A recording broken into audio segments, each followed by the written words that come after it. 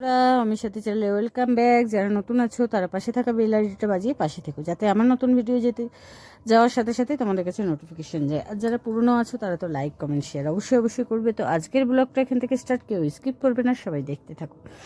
আজকে হচ্ছে শনিবার, তো নিরামিষ খাওয়া দাওয়া প্লাস ষষ্ঠী। এবার অনেকেরই আছে যে মানে ঠান্ডা, কিন্তু আমি যখন কনসিভ করি তখন আমি বাপের বাড়ি ছিলাম। এই বাপের বাড়ির নিয়ম হচ্ছে যে গরম করে কুলের চাটনিটা করে রাখে আর গরম বাতাস দিয়ে খায়, গরম ভাত তরকারি। তো সেরকমই আমি করি, কারণ এখানে সবাই ঠান্ডা খায়, রাত্রে করে রাখে। তো আমিও সেরকমই করি। এবার সকালবেলা উঠে তো আর আজকে চাটা খাবো না, ফ্রেশ হয়ে বাসন কুসন বের করে এখন তবু ওই একটুখানি ঠান্ডাটা কমেছে বলে দুটো একটা ফুল ফুটছে, সেইগুলো তুলে, তাও গাঁদা ফুল তো রাখতেই হচ্ছে, কারণ দুটো একটা ফুলে আর কি হবে, আর তুলসী পাতা তুলে সব রেডি ফেডি করে এদিকে আমি চলে এসেছি ঘরের কাজকর্ম করতে। কেউ ওঠেনি, সবাই ঘুমোচ্ছে। আর কালকে তো ছিল সরস্বতী পুজো, রাত্রিবেলা একটু সবাই নাচাগানা করেছি। দেখো এতটা অক্লান্ত পরিশ্রম করে একটা পুজো করতে হয়, হেডেক থাকে, চিন্তা থাকে। দেখো বাড়ির পুজো তো বাড়িতেও অনেক খাটুনি থাকে, তাই না?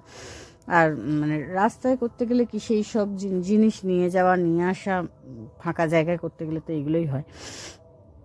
তো তোমাদের তো আমি ভিডিও কম বেশি দিয়েছি, সরস্বতী পুজোর ভিডিও, ঠাকুর কীরকম হয়েছে অবশ্যই জানিও, আগের ভিডিওতে দিয়েছি। আর আজকে হচ্ছে যে যেহেতু কাল সরস্বতী পুজোর রাত্রে নাচাগানা করেছি, সেটা তো তোমাদের আমি সন্ধ্যের মধ্যেই আমি মোটামুটি সাউন্ড দিয়ে নিই। এইবার সেই জন্য আর রাত্রের ভিডিও আর দিতে পারিনি। তো আজকে ওই রাত্রের ভিডিওটা, আগের দিনের রাত্রের ভিডিওটা আজকে দেব। তো অনেকক্ষণ ছিলাম, অনেকজন ছিলাম, ভালো লাগছিল, সবাই মিলে থাকলে ভালো লাগে। তো সেরকমই ঠান্ডাও ছিল, ঠান্ডাটা লেগেও গেছে গো, মাথা যন্ত্রণা সারাদিন করছে আজকে। তো আমিও রান্নাবান্না করব, কি করব সেটাই ভাবছি। কালকে তো খিচুড়ি খেয়েছি, আজকে তো আর খিচুড়ি করা যাবে না, আজকে কিছু একটা রান্না করতে হবে। এবার বাজার দোকানেও সেরকম ছিল না সেরকম কিছু, আর শুক্রবার তো দোকানে যাওয়া হয় না, বন্ধ থাকে। তারপরে তোমার টাকা পয়সার সমস্যা আছে অনেক রকম, সেই জন্য বাজার দোকানও করা হয়নি। বলেছিলাম পোস্ত আনতে, কিন্তু পোস্তর যা দাম আনেনি। বললো সয়াবিনটা ঠিক ভাল লাগছে না। তাই বললাম যে ঠিক আছে, ডাল আছে, ডালই করব, ডালের সাথে আর কিছু করব।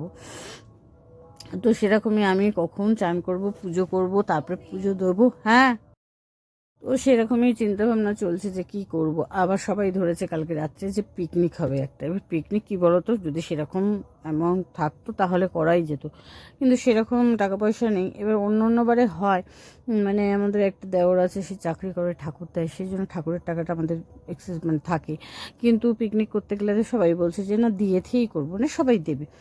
ঠিক আছে, বাচ্চাগুলোর খরচ আমি করব, কারণ কি বাচ্চাগুলো তো পরিশ্রম করেছে, ধরো চাঁদা তোলা করেছে। এবার সেই ক্ষেত্রে তো আমি বললাম ঠিক আছে, আমি কিছুটা বেশি দেবো, তোমরা যদি থাকো। আর নইলে বাচ্চাগুলোর কিছু খাইয়ে দেবো, মাংস ভাত হোক, 2-4 জন ছিল তো, আর নয় রোল এনে যাও, কিছু একটা করে দেবো। কিন্তু ওরা তখন বলছে যে না, আমরাও করবো। আর ঠিক আছে তাহলে, ঠিক আছে হবে। কারণ এই অবধি কথা হয়েছে, জানি না কি হবে।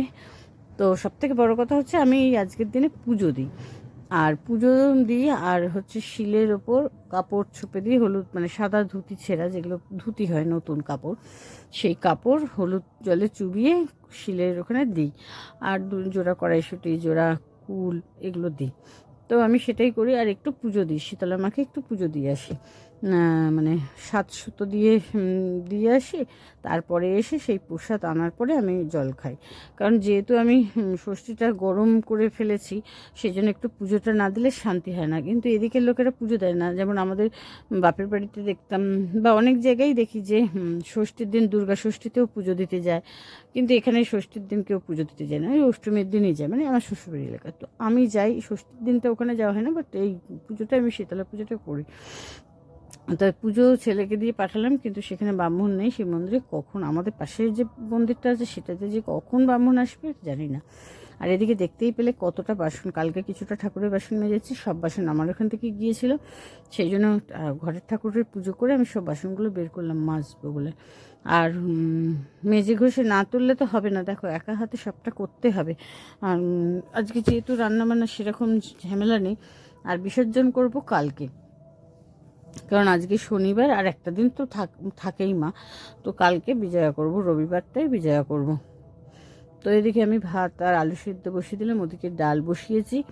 তো ভাতে ভাত দিলাম, কারণ কি বললামই তো যে বাজার দোকান সেভাবে করা হয়নি, নেই সব কিছু বাড়ান্ত, তো তাই মনে করলাম যে একটু বেগুন ভাজি, বড়ি ভাজি, আর পটল আছে, পটলটা ভাজবো। আর ডালটা বিনস ছিল, তো আমি মনে করলাম তাহলে একটু ভেজ ডাল মতো করে নিই। এই চিন্তা করতে হয় সবসময় মাথার মধ্যে, কি রান্না করব, এই একটা বিশাল চিন্তা। বিশাল মানে মাথা খারাপ হয়ে যায়, এত চিন্তা করতে হয়। তো দেখো আমার বেগুন ভাজা মোটামুটি হয়ে গেছে, আর এবার পটলগুলো দিয়ে দেবো। পটল আছে এর মধ্যে, তো পটল আর বেগুন, ছোট ছোট বেগুন ছিল বলে আমি একসাথে দিয়ে দিলাম। আর তো কুলের চাটনি রয়েছে, কিন্তু কাঁচা কুলের চাটনি না ভালো হয়নি গো, মানে কুলের চাটনি যেভাবে হওয়ার দরকার সেইভাবে তো পাইনি পাকা কুল। দেখো একটু বড়িও ভেজে নেবো, আর শুকনো লঙ্কা ভাজতাম, কিন্তু আলু ভাতে মাখার জন্য কিন্তু শুকনো লঙ্কাটা বাড়ান্ত, সেই জন্য শুকনো লঙ্কাও হলো না। তাই আমি কি করব, এবার এগুলো একটু ভেজে নেব। ডাল তো সিদ্ধ হয়ে গেছে, তাই একটু ভেজে নিলাম। এরপরে একটু তেল দেব, মনে করলাম তেল দেবো, তারপর মনে করলাম না ঘি দিই। ঘিটা ভালো না, কালকে এনেছিল খিচুড়ি খাওয়ার জন্য, কিন্তু ঘিটা একদমই ভালো না গো, তাই মনে করছি খরচা করে দিই। একটু জিরে দেবো, একটু তেজপাতা দেবো, আদা বাটা দেবো, জিরেটা হয়ে যাক, তারপরে একটু আদা বাটা দেবো, আর একটু টমেটো কুচিয়ে দেবো, দিয়ে কাঁচা লঙ্কা চিড়ে দিয়ে ওগুলো ভালো করে একটু নেড়েচেড়ে ডালটা দিয়ে দেবো। আর তোমার নাবানোর আগে একটু ধনে পাতা দেবো। তা পুজো দিয়ে আসলাম 12টার পর, মানে আমি গিয়ে এবার ফিরে চলে এসেছি ব্রাহ্মণ এসে 12:30টার সময়, তখন একটু আমি জল খেলাম, মানে না খাওয়া দাওয়া। এইবার তারপরে গিয়ে 1:30টার সময় ভাত খেলাম, মানে খেতে ইচ্ছে করছে না, খিদেটা মরে গেছে, বুঝতে পারলে। আর যা তাই তো আজকে খাওয়া যাবে না, সেটাও একটা ব্যাপার। আর যাই খাই না কেন আমি গরম মানে জলের ছিটে দিয়ে বাতাস দিয়ে তারপরে খেতে হবে, মানে এটাই আমি এইভাবেই করি। তো সেই জন্য বসে আছি। আর এদিকে তো ছেলে স্কুলে গেছে, প্রজেক্ট জমা দিচ্ছে, কারণ ফেব্রুয়ারিতে পরীক্ষা, এক একটা করে প্রজেক্ট দিচ্ছে, এক একদিন করে যেতে হচ্ছে।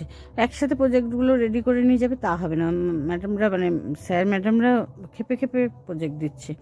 এতদিনে 2টো দেয়া হয়েছে সবে, এখনও এতগুলো বাকি, কি করবে, কবে দেবে প্রজেক্ট তাও জানি না। পরীক্ষা তো ফেব্রুয়ারিতে, খুবই চাপ, পড়াশোনা তো একদমই করে না, সেটাও একটা ব্যাপার।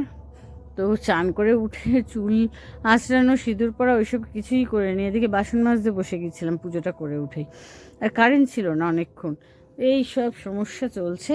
আর এদিকে তারপরে দেখো একটুখানি চুলটা আঁচড়ালাম, কালকেও তো নাইটি পরে পরে গেছে, পরে বিকালবেলা একটু শাড়ি পরেছিলাম।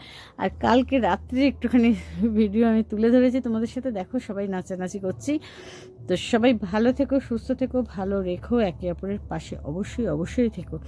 তো দেখো আমরা সবাই একটু নাচছি, আনন্দ করছি। আর কী বলো তো, এটা আনন্দ আর কিছু না, যে যার মতো নাচো, যেমন খুশি সাজার মতো হচ্ছে, যে আমরা কোনো না মানে নাচতে পারি না, যে নাচবো যেরাম পারি সেরামই করি, যে যার মতো করি। তো কেমন লাগলো অবশ্যই জানিও। দেখো আনন্দটাই মানুষের সব থেকে বড় ব্যাপার, হাসি খুশি থাকাটা, কারণ জীবনে কখন কি হয়ে যাবে কেউ বলতে পারে না, তাই না? সেই জন্য একটু ভিডিও করে নিলাম, দেখতেই পাচ্ছ সবাই নাচা, এরা হচ্ছে মা মেয়ে দুজনে নাচছে দেখো। ওদিকে আমাদের সব ওগুলো ননদ, আর ওদিকে দাঁড়িয়ে আছে আমার দেওর আর নন্দাই। তো ওরা দাঁড়িয়ে আছে, পাহারা দিচ্ছে আমাদের, রাত্রির অনেক তখন।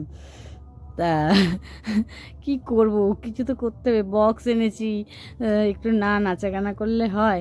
একটু বিকালের দিকে একটু শাড়ি পরেছিলাম, সারা সরস্বতী পুজোর সকালটা তো গেল খুব বাজে তাড়াহুড়ো করে। তো চলো সবাই ভালো থেকো, টাটা।